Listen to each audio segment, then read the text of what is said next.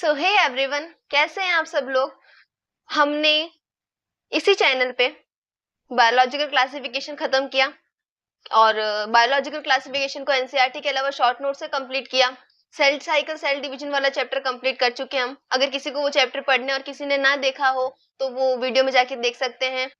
आज हम स्टार्ट करने वाले हैं breathing and exchange of gases. मैंने सेल साइकिल सेल डिवीजन के बाद cell the unit of life नहीं लिया, बायोमोलिक्यूल नहीं लिया, जस्ट बिकॉज वो बहुत ज्यादा सेम चैप्टर हो जाते हैं, बोर करेंगे।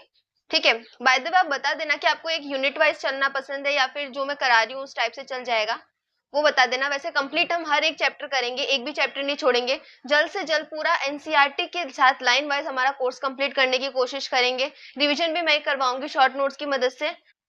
तो आपको बस इतना करना है, इस चैनल को सब्सक्राइब करना है ताकि सारे नोटिफिकेशन आपके पास आए। बेल आइकन दबाना मत भूलना और ये वाला टेलीग्राम ज्वाइन करना बिल्कुल मत भूलना, वरना ये एनोटेशन वाली एनसीईआरटी, शॉर्ट नोट्स जो भी होंगे और फर्दर जो भी क्वेश्चंस होंगे इंपॉर्टेंट वगैरह, वो सब आप तक नहीं पहुंच पाएंगे। ठीक है, सब कुछ मैं कर रही हूँ, थोड़ा सा आपको करना पड़ेगा। जाइए और जाइए चैनल को ज्वाइन करके आइए पहले। ठीक है, तो अभी स्टार्ट करते हैं breathing and exchange of gases से। अगर आपके पास एनसीईआरटी है खोल लीजिए और मेरे साथ साथ अनोटेट कर सकते हैं, नहीं तो मैं आपको ये अनोटेशन वाली एनसीईआरटी प्रोवाइड करवाऊंगी, आप बाद में उससे पढ़ सकते हैं। ठीक है, अभी स्टार्ट करते हैं breathing and exchange of gases. Human physiology का फर्स्ट चैप्टर है ये। इतना ज्यादा मुश्किल होता नहीं है, बहुत इजी है। अगर मैं ह्यूमन ब्रीथिंग की बात करूं, ह्यूमन रेस्पिरेशन की बात करूं, तो जो यहाँ पे देखो क्या लिखा है, oxygen is utilise by the organism indirectly. सबसे इंपॉर्टेंट लाइन ये एनसीईआरटी ने सबसे पहले दी है। क्या हमें लगता है कि हम ऑक्सीजन ले रहे हैं, कार्बन डाइऑक्साइड निकाल रहे हैं बॉडी से बाहर, तो रेस्पिरेशन हो गया? नहीं, हम जब कहते हैं कि हम ऑक्सीजन ले रहे हैं तब हम ऐसे मान के चलते हैं डायरेक्ट हमने ऑक्सीजन ब्रीथ करी, सच में नहीं। एनसीईआरटी कहती है कि हमने जो ऑक्सीजन ली है वो इनडायरेक्टली ली है। ठीक है, कोई भी ऑर्गेनिज्म जो ऑक्सीजन का यूज कर रहा है वो कैसे ले रहा है, इनडायरेक्टली ले रहा है अकॉर्डिंग टू एनसीईआरटी। तो अभी एनसीईआरटी की लाइन को भगवान की तरह मान के याद करना है कि ऑक्सीजन जो होता है इनडायरेक्टली यूटिलाइज होता है किसी भी ऑर्गेनिज्म की बॉडी में।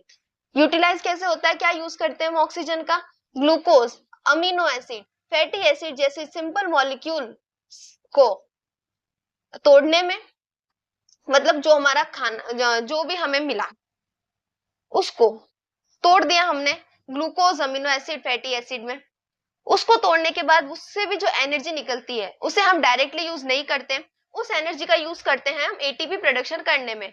एटीपी प्रोडक्शन होने के बाद हम उस एटीपी से एनर्जी मिलती हमें, मतलब जो एनर्जी हम लिविंग ऑर्गेनिज्म यूज करते हैं वो डायरेक्ट एनर्जी नहीं होती है, वो होती है एटीपी के फॉर्म में मिली हुई एनर्जी। ठीक है, और उस एनर्जी से हम हमारे बॉडी के वेरियस एक्टिविटीज कर सकते हैं। ठीक है, कार्बन डाइऑक्साइड की बात करूं, कार्बन डाइऑक्साइड एक हार्मफुल गैस होती है जो रिलीज होती है तब जब हमारी बॉडी के अंदर कैटाबॉलिक रिएक्शन हो रही होती है। देखो, अगर मैं बात करूं मेटाबॉलिज्म की, किसी भी ऑर्गेनिज्म के अंदर मेटाबॉलिज्म होना ये बताता है कि वो जो ऑर्गेनिज्म है वो लिविंग है। ठीक है, मेटाबॉलिज्म एक डिफाइनिंग कैरेक्टरिस्टिक होता है, इसका कोई एक्सेप्शन नहीं होता, हर लिविंग ऑर्गेनिज्म में मेटाबॉलिज्म होता है। ठीक है, और अगर कोई लिविंग नहीं है तो उसके अंदर मेटाबॉलिज्म नहीं होता है। फर्दर इस बात के बारे में कि कौन सा डिफाइनिंग कैरेक्टर होता है, कौन सा एक कैरेक्टरिस्टिक कैरेक्टर होता है लिविंग बॉडी का, वो हम लिविंग वर्ड्स में पढ़ेंगे। ठीक है, अभी इतना जानो, हर लिविंग ऑर्गेनिज्म मेटाबॉलिज्म शो करता है। मेटाबॉलिज्म अगेन दो पार्ट में डिवाइड होता है, एक होता है कैटाबॉलिज्म, एक होता है एनाबॉलिज्म। मेटाबॉलिज्म बॉडी का कोई भी फंक्शन होता है कि बॉडी कैसे एक्टिविटी कर रही है। ठीक है, चाहे वो बॉडी किसी चीज को तोड़ के एनर्जी लेने में एक्टिविटी शो कर रही है या फिर कुछ बनाने में अपनी एक्टिविटी शो कर रही है। अगर बॉडी कुछ बनाने में एक्टिविटी शो करेगी तो उस टाइप के मेटाबॉलिज्म को हम क्या कहेंगे, एनाबॉलिज्म। ठीक है, उस टाइप के मेटाबॉलिज्म को कहेंगे एनाबॉलिज्म। अगर बॉडी कुछ चीज को तोड़ के अपने अंदर एनर्जी ले रही है तो उस टाइप के मेटाबॉलिज्म को हम कहेंगे कैटाबॉलिज्म, जो यहाँ पे लिख रखा है।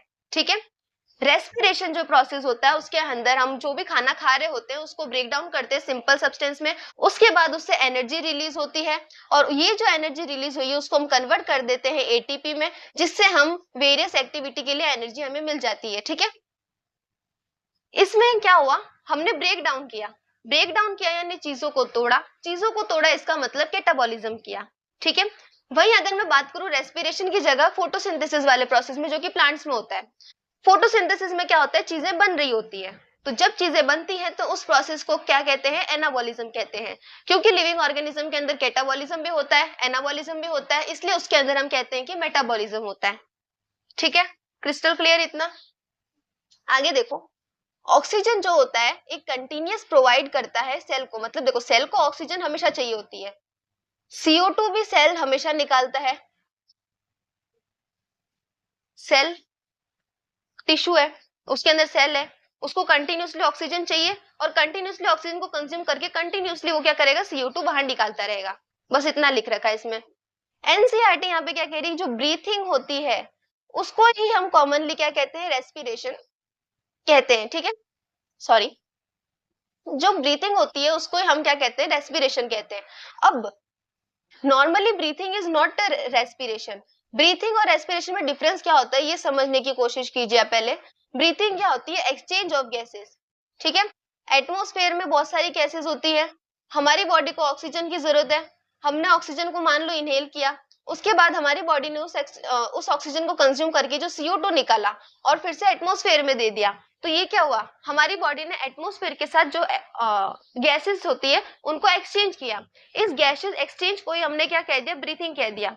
तो फिर रेस्पिरेशन क्या है, रेस्पिरेशन क्या होता है, जब हम एनर्जी को इन्वॉल्व कर देते हैं, एनर्जी का प्रोडक्शन करवाते हैं, तो उस प्रोसेस को क्या कहते हैं, रेस्पिरेशन कहते हैं।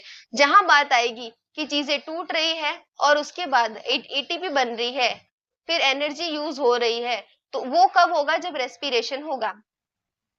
ठीक है, देखो ध्यान से सुनो, यहाँ पे जो डेफिनेशन में लिख रखा है कि ब्रेक डाउन हो जाता है सिंपल मॉलिक्यूल जैसे कि glucose, amino acid, fatty acid का, उसके बाद एनर्जी रिलीज होती है, वो एनर्जी यूज होती है एटीपी प्रोडक्शन में, जिसकी वजह से हम वेरियस एक्टिविटी कर सकते हैं। ये किस में आता है, रेस्पिरेशन का पार्ट है।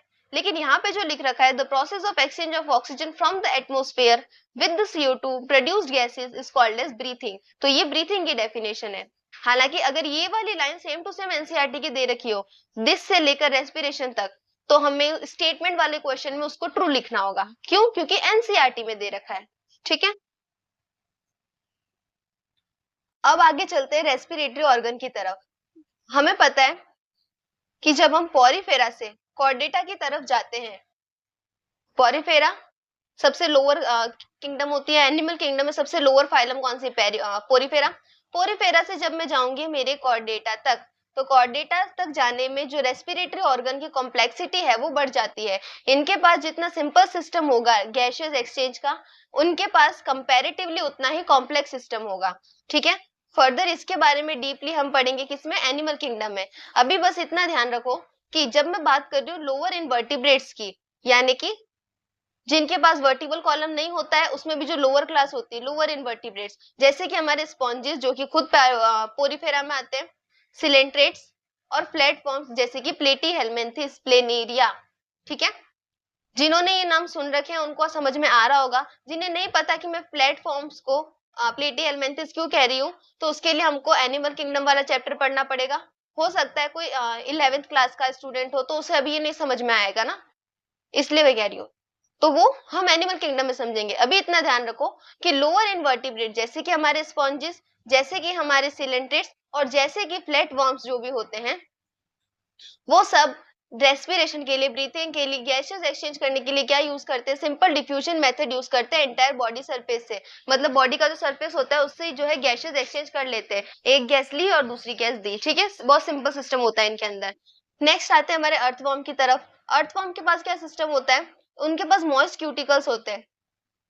अर्थवर्म के पास कौन सा ऑर्गन होता है, मॉइस्ट क्यूटिकल होता है। आपको ये ऑर्गन याद रखने हैं, मैचअप्स में आ सकता है। ठीक है, मॉइस्ट क्यूटिकल्स होते हैं। इंसेक्ट्स के पास क्या होता है, नेटवर्क होते हैं ट्यूब्स के। ठीक है, जिसे हम क्या कहते हैं, ट्रैकियल ट्यूब्स कहते हैं। एक सेकेंड, नेटवर्क ऑफ ट्यूब होता है जिसे हम ट्रैकियल ट्यूब्स कहते हैं। स्पेशल वेस्कुलराइज स्ट्रक्चर जिसे हम गिल्स कहते हैं। जो ऑर्गेनिज्म गिल्स से रेस्पिरेशन करते हैं उस टाइप के रेस्पिरेशन को हम क्या कहते हैं, ब्रांकियल रेस्पिरेशन। गिल्स क्या होते हैं, एक स्पेशल वेस्कुलराइज स्ट्रक्चर होते हैं। गिल्स से रेस्पिरेशन कौन करता है, या तो एक्वाटिक ऑर्थोपॉड्स करेंगे, या मोलस्का करेंगे, या फिशेस करेंगे।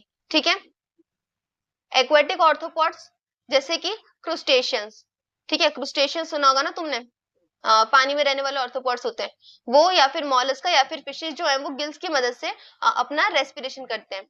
उसके बाद जो लंग्स होते हैं वो क्या होते हैं, वस्कुलराइज्ड बैग होते हैं। अगर मैं बात करूं वस्कुलराइज्ड स्ट्रक्चर की, कौन होता है, गिल्स होते हैं। अगर मैं बात करूं वस्कुलराइज्ड बैग की, कौन होते हैं, लंग्स होते हैं। गिल्स से जो रेस्पिरेशन होता है उसको हम ब्रांकियल रेस्पिरेशन कहते हैं। लंग से जो रेस्पिरेशन होता है उसको हम पल्मोनरी रेस्पिरेशन कहते हैं। गिल्स से जो रेस्पिरेशन होता है एक्वाटिक ऑर्थ्रोपोड्स, मॉलस्का या फिर फिशेस करते हैं। लंग से जो रेस्पिरेशन होता है वो टेरेस्ट्रियल फॉर्म करती है, यानी कि जमीन पे रहने वाले जानवर क्या यूज करेंगे, गिल्स करेंगे, नहीं, लंग्स करेंगे यूज। किसके लिए, अपने गैसेस एक्सचेंज के लिए। अब आ जाते हैं हमारे वर्टिब्रेट्स की तरफ। वर्टिब्रेट्स में मैंने आपको पहले ही बता दिया था, जो फिशेस होती है वो गिल्स का यूज करती है। एम्फीबियंस, रेप्टाइल्स, बर्ड्स, मैमल जो होते हैं वो लंग्स की मदद से अपना गैसेस एक्सचेंज करते हैं, रेस्पिरेशन करते हैं। एम्फीबियंस की बात करूं जैसे कि फ्रॉग, तो उनके पास एक स्पेशल सिस्टम होता है कि वो अपनी स्किन से भी रेस्पिरेशन कर सकते हैं। स्किन से रेस्पिरेशन करने वाले रेस्पिरेशन को क्या कहते हैं, क्यूटेनियस रेस्पिरेशन कहते हैं। अब आ जाओ यहाँ पे, आपके याद करने के लिए मैंने एनसीईआरटी को इतना इजी वे में अनोटेट किया है। किसी को भी अनोटेटेड एनसीईआरटी चाहिए, अगेन मैं बता देती हूँ, टेलीग्राम चैनल ज्वाइन करना है, लिंक आपको डिस्क्रिप्शन में मिलेगा। अगर कभी डिस्क्रिप्शन में लिंक ना मिले, बायो में जाएंगे, वहां पे टेलीग्राम का लिंक है, वहां से ज्वाइन करेंगे, ठीक है। t.me/नीट बायोलॉजी शालिनी व्यास। यहाँ पे देखते हैं, जो गिल्स वाला रेस्पिरेशन होता है उसको हम क्या कहते हैं, ब्रांकियल रेस्पिरेशन कहते हैं। लंग से जो रेस्पिरेशन होता है उसको कहते हैं पल्मोनरी रेस्पिरेशन। स्किन से जो रेस्पिरेशन हो रहा है उसको कहेंगे क्यूटेनियस रेस्पिरेशन। बक्कल कैविटी का जो यूज करते हैं, कौन करते हैं, कभी कभी ना मुंह से भी रेस्पिरेशन होता है, ठीक है, तो उस टाइप के रेस्पिरेशन को क्या कहते हैं, हम बक्कल रेस्पिरेशन कहते हैं, ठीक है। इतना समझ में आया। अब चलते हैं ह्यूमन रेस्पिरेटरी सिस्टम की तरफ, कि हमारे अंदर कैसा भगवान ने सेटअप दिया है सांस लेने के लिए। ये देखो क्या होता है, पहले हमने स्ट्रक्चर समझ लेते हैं यहां से, ताकि वो पैराग्राफ इजीली समझ में आएगा, ठीक है। देखो, ये हमारा मानव, मनुष्य, होमोशेपियन, ठीक है। ये इसका नेक वाला एरिया था, नेक वाले एरिया में ये था लेरिंग्स। लेरिंग्स क्या होता है, लेरिंग्स होता है एक वॉइस बॉक्स, जिससे, एक सेकेंड ना, लेरिंग्स क्या होता है, वॉइस बॉक्स होता है जिससे हमारी मधुर आवाज आ रही है। जो पूरे दिन बचपन में गला फाड़ फाड़ के रोते थे वो इसकी वजह से रो रहे थे तुम लोग, ठीक है। कार्टिलेजिनस बॉक्स होता है, मतलब ये जो लेरिंग्स होता है ना वो बोन्स का नहीं बना होता है, वो कार्टिलेज का बना होता है। ये याद रखना है, लेरिंग्स जो होता है कैसा बॉक्स होता है, कार्टिलेज का बना हुआ बॉक्स होता है।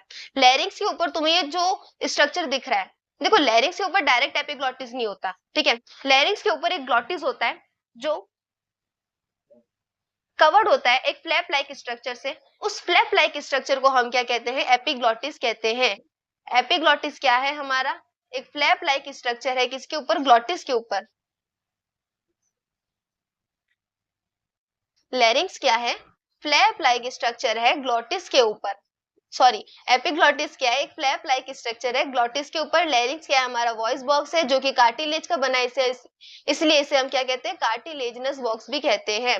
उसके बाद आ जाते हैं नीचे, क्या है हमारे पास, ये लंबा सा जो आपको दिख रहा है ये क्या है, ट्रैकिया है। ट्रैकिया जिसे हम साउंड बॉक्स भी कहते हैं, साउंड पाइप भी कहते हैं। इसोफेगस क्या होता है, फूड पाइप। ट्रैकिया क्या होता है, साउंड पाइप होता है, ठीक है। इसोफेगस और ट्रैकिया में से कौन आगे होता है और कौन पीछे होता है, मुझे ये बताओ। अगर यहाँ पे ये ह्यूमन है खड़ा है, जैसे कि मैं हूं, तो यहाँ पे एक चीज आगे होगी, एक चीज पीछे की साइड होगी, मतलब ऐसे अरेंज होंगे, ठीक है। कौन कैसे अरेंज होता है, ट्रैकिया आगे होता है या फिर इसोफेगस आगे होता है, पहले तो ये बताओ मुझे। देखो, ट्रैकिया जो होता है आगे होता है, इसोफेगस जो होता है पीछे होता है। तो अगर कोई पूछे इसोफेगस कैसा होता है, डॉर्सल होता है, ट्रैकिया कैसा होता है, वेंट्रल होता है, ठीक है, क्रिस्टल क्लियर। आगे देखते हैं, तुम्हें दिख रहा है इसके ऊपर ये कुछ सुंदर सुंदर सी शेप्ड आकृतियां बनी हुई है, ये क्या है यहाँ पे, ये है cartilaginous ring. Total 9 cartilage rings होती हैं हमारे ट्रैकिया के ऊपर। ये जो कार्टिलेजिनस रिंग होती है ये कंप्लीट नहीं होती है, ये सी शेप्ड होती है, इनका काम क्या होता है कि ट्रैकिया को कोलैप्स होने से बचाती है। मान लो कभी हवा नहीं है हमारे साउंड पाइप के अंदर, तो अचानक नहीं कि वो चिपक जाएगा और हम मर जाएंगे, ठीक है, अचानक वो चिपक ना जाए, इंसान की डेथ ना हो जाए, इसलिए भगवान ने सी शेप कार्टिलेज रिंग दे रखी है यहाँ पे। जो सी शेप कार्टिलेज है वो ट्रैकिया को कोलैप्स होने से बचाती है, पूरे ट्रैकिया में होती है। लेकिन जब ट्रैकिया डिवाइड हो जाए, देखो ये हमारा मेन ट्रैकिया, ट्रैकिया डिवाइड होता है प्राइमरी, फिर सेकेंडरी, फिर टर्शरी, फिर आता है हमारे ब्रोंकियोल्स। ब्रोंकियोल्स जो होते हैं, ध्यान से देखो, सब में हमारे पास सी शेप कार्टिलेज रिंग है। लेकिन अगर मैं आ जाऊं, ये देखो लास्ट जो ब्रांच आपको दिख रही है ना, ये क्या होती है, हमारी ब्रोंकियोल्स होती है। अब ब्रोंकियोल्स में आपको कहां तक सी शेप कार्टिलेजनस रिंग मिलेगी, वो देख लेते पहले। ब्रोंकियोल्स में ये जो कार्टिलेजनस रिंग है, अगर मैं बात करूं इनिशियल ब्रोंकियोल्स की, तो आपको कार्टिलेजनस रिंग मिल जाएंगी। अगर मैं बात करूं टर्मिनल ब्रोंकियोल की, तो कार्टिलेजनस रिंग आपको नहीं मिलेगी।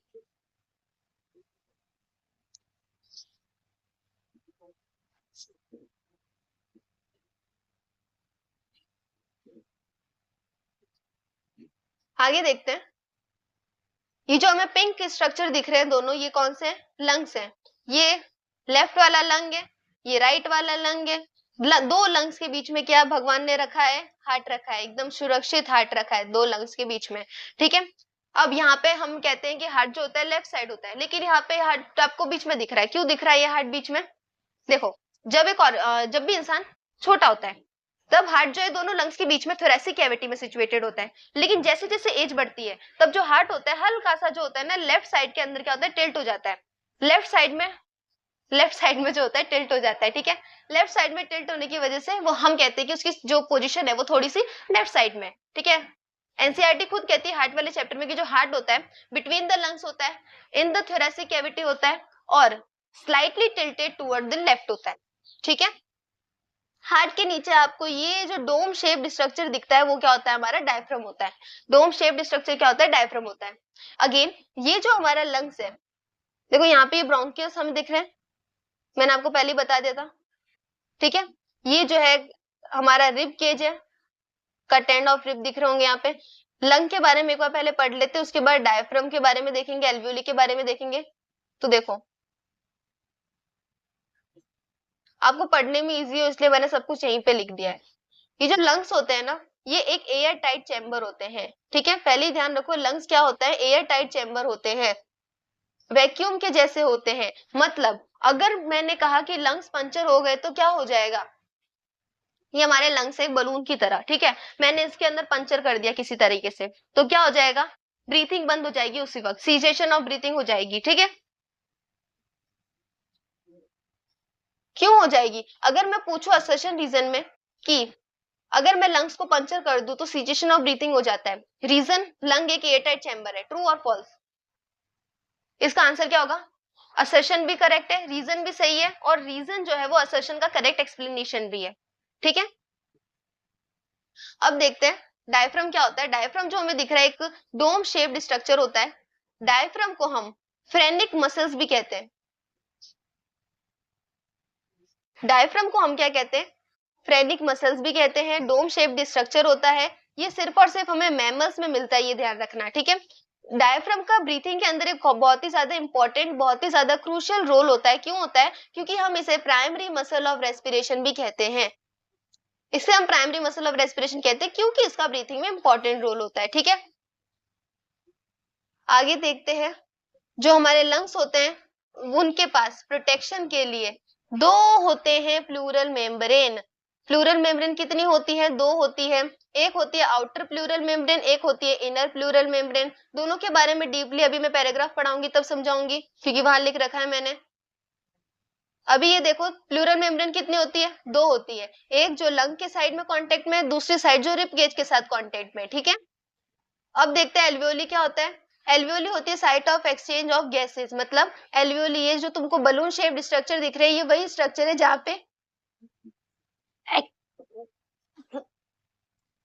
पे एक्चुअल गैसेस एक्सचेंज हो जाएगा, ठीक है। क्या होता है, एल्वियोली जो होता है वो site of exchange of gases होता है, ठीक है।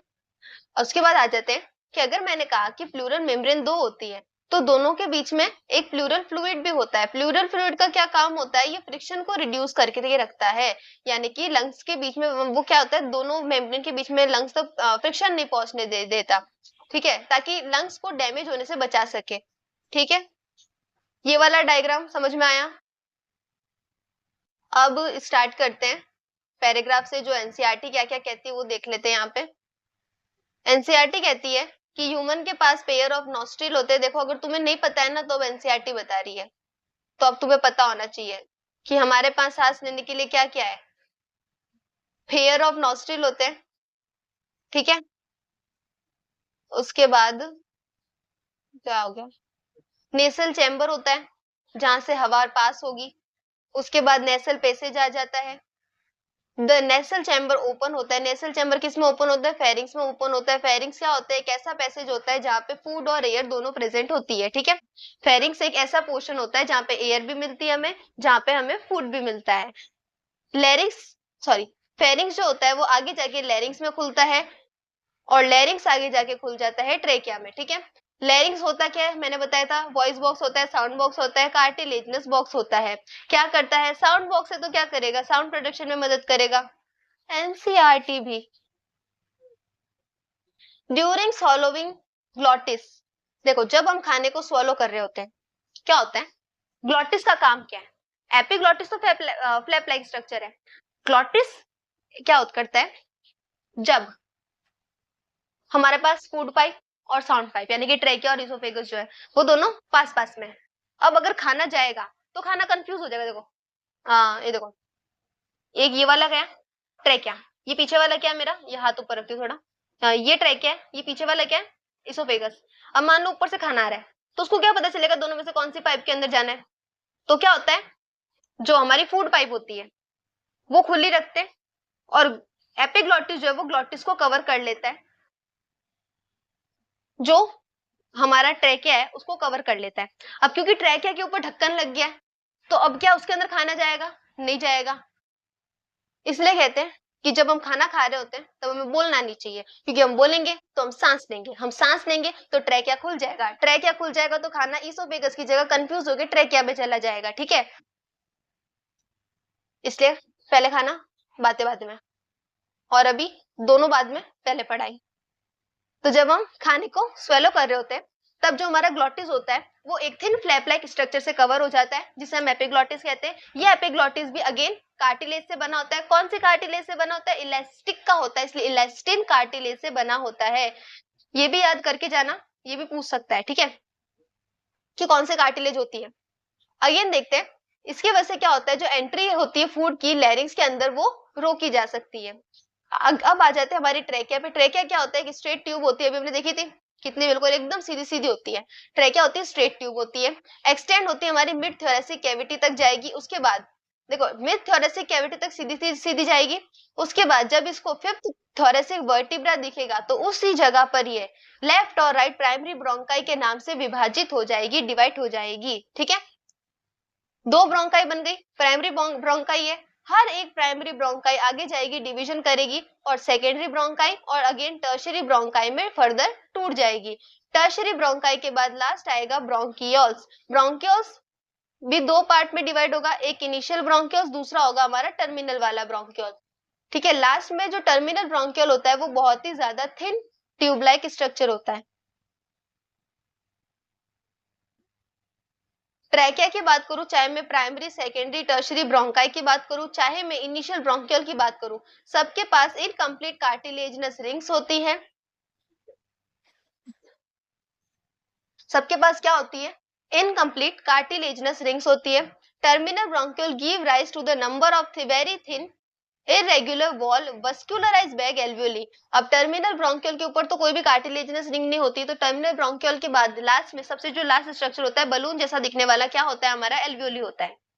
ये एल्वियोली क्या होता है, बहुत ज्यादा पतली लेयर होती है इसकी, इरेगुलर वॉल होती है और वस्कुलराइज बैग लाइक स्ट्रक्चर होती है।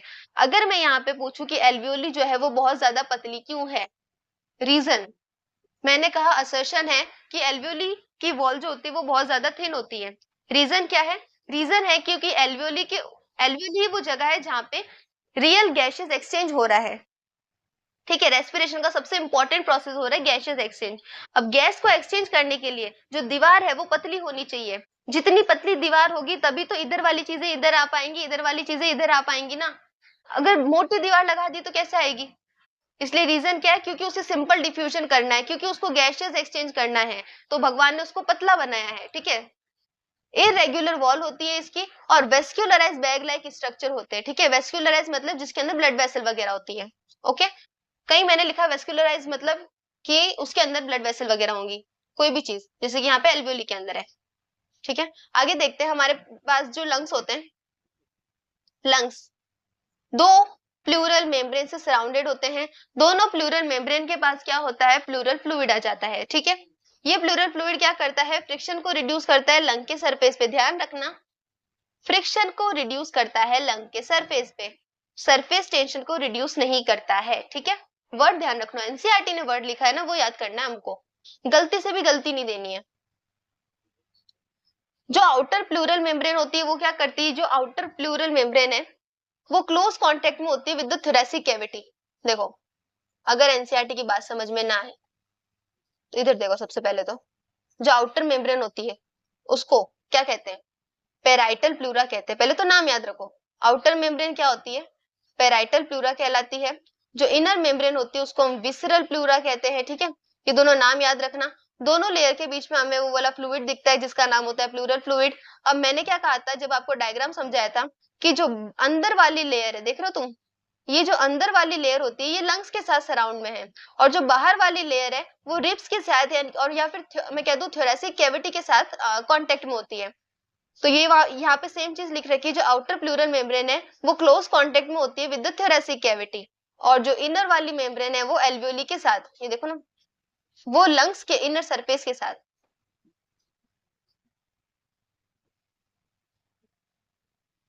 इनर प्लूरल मेम्ब्रेन जो होती है वो होती है लंग्स के सरफेस के साथ कांटेक्ट में होती है, ठीक है।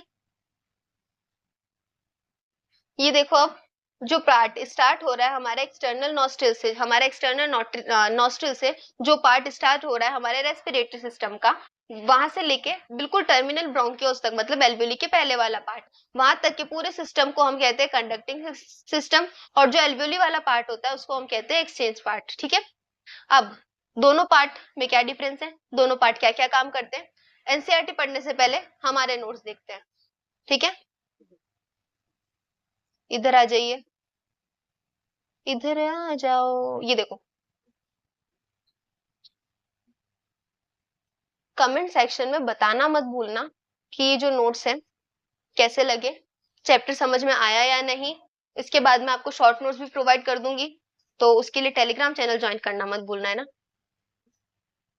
देखो, कंडक्टिंग पार्ट हमें पता है कहां से कहां तक होता है, एक्सटर्नल नॉस्ट्रिल से लेके जो टर्मिनल ब्रोंकियल होता है वहां तक होता है हमारा कंडक्टिंग पार्ट, ठीक है। अब मैं बात कर रही हूँ टर्मिनल ब्रोंकियल्स तक खत्म हुआ। देखो, एटमॉस्फेरिक एयर थी, उसको लंग्स तक पहुंचाने का काम कौन करेगा, कंडक्टिंग पार्ट, यानी कि ट्रांसपोर्टेशन का काम किसका है, कंडक्टिंग पार्ट का। पहला काम क्या है कंडक्टिंग पार्ट का, कंडक्टिंग पार्ट का पहला काम होता है हमारा लंग्स तक एटमॉस्फेरिक एयर का ट्रांसपोर्टेशन करना। दूसरा काम क्या होता है, क्लियर करता है फॉरेन पार्टिकल से पूरी एयर को। जब एयर यहाँ से लेके यहाँ तक जाएगी तो रास्ते में क्या होता है, इसका प्यूरिफिकेशन होता है, इससे कोई भी एलर्जेंस होते हैं, कोई भी फॉरेन पार्टिकल होते हैं, उसको बाहर निकाल दिया जाता है, उसको साफ कर दिया जाता है, ठीक है। ब्रिंग करते हैं एयर को बॉडी टेम्परेचर तक, यानी कि हमारी हवा को बॉडी के टेम्परेचर तक लाना जरूरी है भाई। बाहर कभी सर्दी वाली हवा चलती है, बाहर कभी गर्मी वाली हवा चलती है, तो हमारी बॉडी के टेम्परेचर के अकॉर्डिंग हवा होनी चाहिए ना। कौन करता है उसको, हमारी बॉडी के टेम्परेचर के अकॉर्डिंग कंडक्टिंग पार्ट करता है। एयर को ह्यूमिडिफाइड कर देते हैं ये लोग, ठीक है।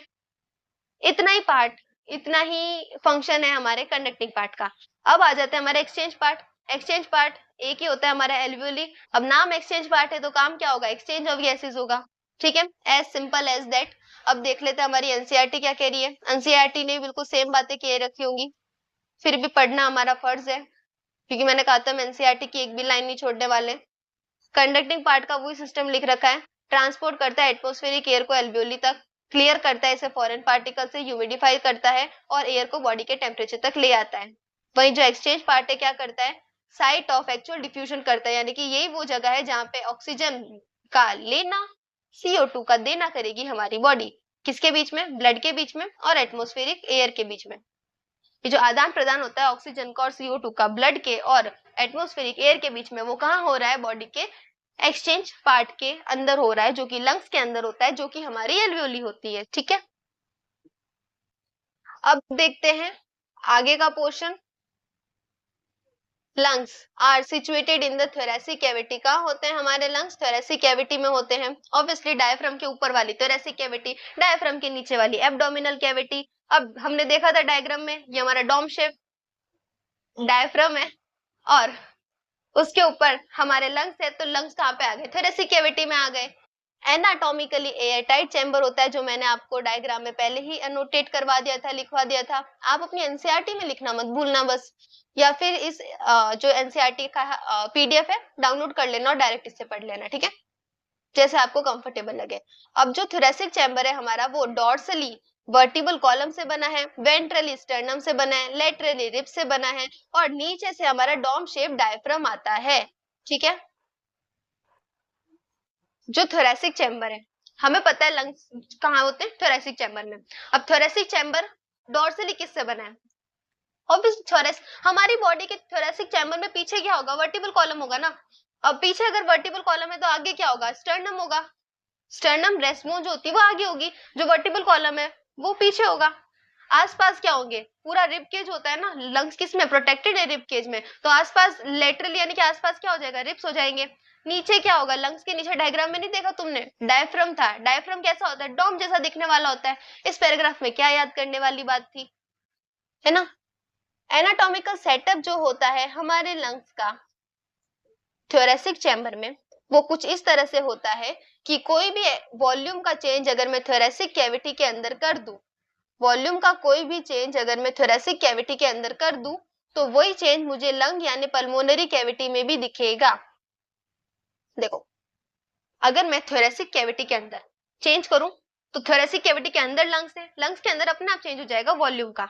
ठीक है, अब यहाँ पे लिख रखा है कि ऐसा अरेंजमेंट होना क्यों जरूरी है, क्योंकि जब हम ब्रीथिंग करते हैं तब हम डायरेक्टली लंग के अंदर जाके उसकी वॉल्यूम को चेंज नहीं कर सकते, इसलिए हम थोरेसिक कैविटी के वॉल्यूम को चेंज करते हैं। कैसे चेंज करेंगे, जब हम एक्सपीरेशन और इंस्पिरेशन पढ़ेंगे तब मैं बताऊंगी कि कैसे हम थोरेसिक कैविटी के वॉल्यूम को इंक्रीज कर देते हैं, कैसे थोरेसिक कैविटी के वॉल्यूम को हम डिक्रीज करते हैं, ताकि एयर या तो अंदर आ सके या एयर बाहर जा सके, या तो इंस्पिरेशन हो सके या फिर एक्सपीरेशन हो सके। तो हम थोरेसिक कैविटी के वॉल्यूम चेंज करते हैं, ध्यान रखना, पल्मोनरी कैविटी का वॉल्यूम हम चेंज नहीं कर सकते। हालांकि जो भी चेंज थोरेसिक कैविटी के वॉल्यूम में होगा, उसके वजह से पल्मोनरी कैविटी के अंदर चेंज हमें अपने आप देखने को मिलेगा। पल्मोनरी कैविटी मतलब वो कैविटी जहां पे लंग्स प्रेजेंट है। ठीक है, रेस्पिरेशन में क्या होता है, 5 स्टेप है रेस्पिरेशन के, एनसीईआरटी के अकॉर्डिंग 5 स्टेप है। पहला क्या होता है, हमने सांस ली, सबसे पहले क्या लोगे, सबसे पहले तुम्हें पता है, अगर हम डाइजेशन पढ़ रहे हैं तो शुरू होगा खाना खाने से। ब्रीथिंग पढ़ रहे हैं तो सबसे पहले शुरू होगा, सॉरी रेस्पिरेशन पढ़ रहे हैं तो शुरू कहां से होगा, ब्रीथिंग से। ब्रीथिंग को हम पल्मोनरी वेंटिलेशन भी कहते हैं।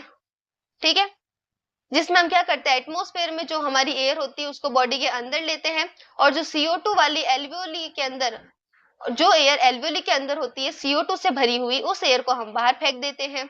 डिफ्यूजन होता है गैसेस का एल्वियोली की मेम्ब्रेन के ऊपर। डिफ्यूजन होने के लिए ही एल्वियोली की जो मेम्ब्रेन होती है वो काफी ज्यादा पतली होती है, ये हम पहले डिस्कस कर चुके हैं। उसके बाद गैस का ट्रांसपोर्ट होता है, किसकी मदद से होता है ट्रांसपोर्ट, ब्लड की मदद से होता है। ब्लड क्या होता है, स्पेशल कनेक्टिव टिश्यू होता है ब्लड, जो पूरी बॉडी के अंदर फ्लूइड फॉर्म में प्रेजेंट होता है। फ्लूइड फॉर्म में क्यों होता है, ताकि पूरी बॉडी के अंदर गैसेस ट्रांसपोर्ट कर सके। ठीक है, ये जो गैस का ट्रांसपोर्ट होता है ना, ये ब्लड के रेड होने की वजह से हो रहा है, ध्यान रखना। ह्यूमन के ब्लड में क्या होते हैं, आरबीसी होते हैं। आरबीसी के अंदर हीमोग्लोबिन होता है, जो ब्लड को रेड कलर वाला पिगमेंट दे रहा है। ठीक है, क्यों जरूरी है ये हीमोग्लोबिन, ताकि ये ट्रांसपोर्ट ऑफ गैसेस हो सके। हमारी बॉडी में ट्रांसपोर्ट ऑफ गैस पूरी बॉडी में जो है ब्लड की वजह से होता है, इसलिए ब्लड रेड है। अगर मैं कॉकरोच इंसेक्ट की बात करूं तो उनकी बॉडी के अंदर ब्लड रेड नहीं होता है, क्योंकि उनको जरूरत नहीं है, उनकी बॉडी में हीमोग्लोबिन नहीं होता है, ब्लड की जगह हीमोलिम्फ होता है, कलरलेस होता है, रेड नहीं होता। क्यों, क्योंकि हीमोग्लोबिन की उनको जरूरत नहीं है। क्यों जरूरत नहीं है, उनकी बॉडी में ऐसा नहीं होता कि एक जगह से हवा एयर ली हमने, एयर ली, कॉकरोच ने इनहेल की और फिर ब्लड है जो पूरी बॉडी में एयर ट्रांसपोर्ट कर रहा है, नहीं, उनकी पूरी बॉडी हर तरफ से बॉडी के सरफेस से एयर ले रही है, डायरेक्ट टिश्यू तक जा रही है यार, तो उनको ये सिस्टम की जरूरत नहीं है, लेकिन हमें जरूरत है, इसलिए हमारी बॉडी में ब्लड भी है, हमारी बॉडी में आरबीसी भी है, आरबीसी जो है उसके अंदर हीमोग्लोबिन है, हमारा ब्लड रेड भी है और हमारा ब्लड ही जो है वो ट्रांसपोर्ट कर रहा है गैसेस को। क्रिस्टल क्लियर इतना?